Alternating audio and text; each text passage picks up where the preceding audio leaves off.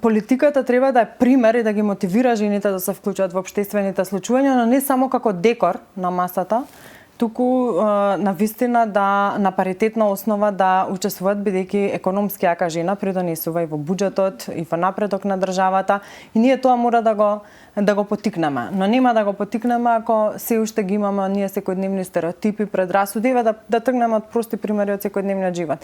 Се уште само во тоалетите за жени има да ги пресоблачат децата, како да татковците не шетаат надвор со деца. Јас имам другарка, еве ќе спомена Марлинда, која што мораше да даде отказ од работа затоа што остана бремена. Нема како да го чува детето на кога работи на определено време. Или да спомнам друга другарка, Јована, која што мора да зима неплатено отсуство од работа затоа што детето е на листа на чекање во градинка, а нема кој да го чува. И како сега ние ќе ги поттикнеме жените повеќе да се вклучат кога тие се соочуваат со секојдневни предизвици. Јас кога го шетам мојот внук Лука на улица мораме да шетаме затоа што тротоарите се полни со автомобили, нема каде да се помина.